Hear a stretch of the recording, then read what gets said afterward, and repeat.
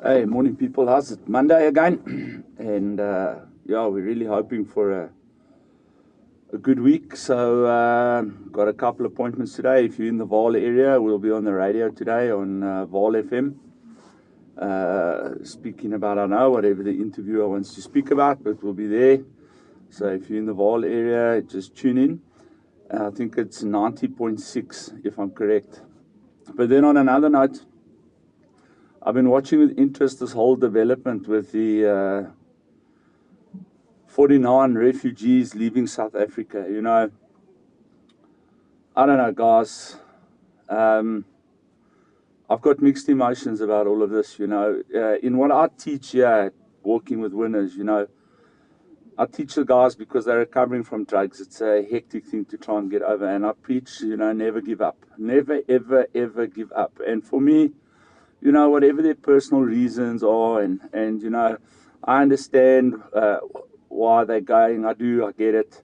I live in this country. I understand it. No matter, what political narratives are being thrown around. We all know what the realities are of living in South Africa. But I'm not prepared to give up on my country. I've just got this never give up attitude. You can't just, throw your hands in the air and go, somewhere else and hope that, things will just automatically be better there. A pastor once taught me that you have these people that go from church to church to church, constantly looking for the perfect church, looking for the perfect pastor, looking for the perfect praise and worship, looking for a perfect congregation.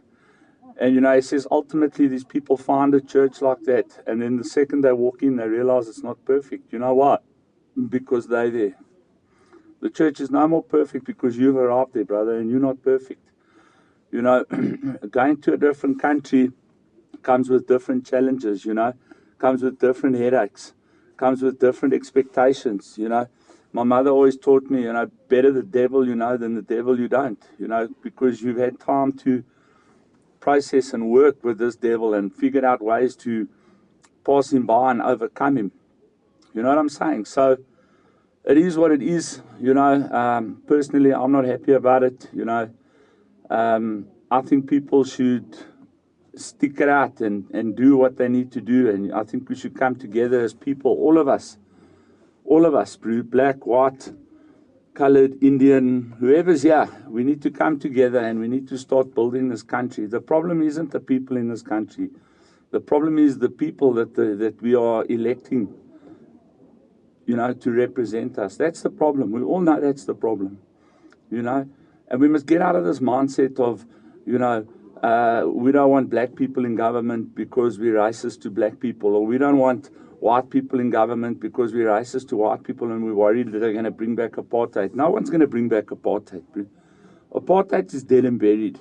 No one in this country wants to live under apartheid. Me as a white guy, I definitely don't want apartheid back. Apartheid brought me a lot of headaches and nightmares in my life. I'm in for apartheid. Let me tell you that right now. But what I do want is I want to see my country flourish and I want to see my country prosper. And, dealing with what I'm dealing with, I'm just going to take a quick round here around my back. These are all young men in this country that are, lost.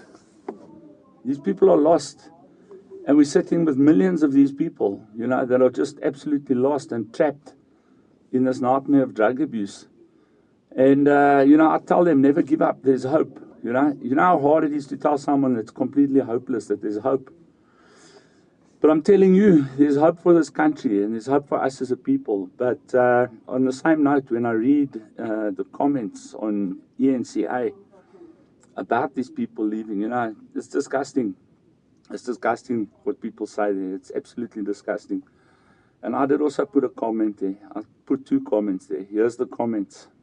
You can tell me if you agree with them or not. Comment 1 was, brothers, you're getting on an airplane to go to a foreign country, and I use always Rhodesia/Zimbabwe as this example. Those people ran here. Now people are running from here overseas. I want to tell you something, and this is what I wrote. Eventually, there's going to be nowhere left to run. There's going to be nowhere left to run, and you're going to have to face whatever's coming your way head on. That's what I tell my guys in the rehab as well. Eventually, there's going to be nowhere left to run. And the second thing is this, if you don't understand why people are leaving, then just go read the comments on the ENCA news piece. Go read your own comments there, and you'll understand why people are leaving this country. Because of people like you and the things you say. All right? Because behind those thoughts and words are actions. And those actions and the fear of those actions is why people are leaving this country. Lekker. And you know, it's not just dumb people and stupid people and people without skills that are leaving. I just want you to understand that. You know, I hope you that's telling people to dakia, wahambe, or wahamba. I hope you are a plumber, an electrician, a boiler maker, a nuclear physicist, as I've said before, a software analyst, a doctor, a nurse, a policeman.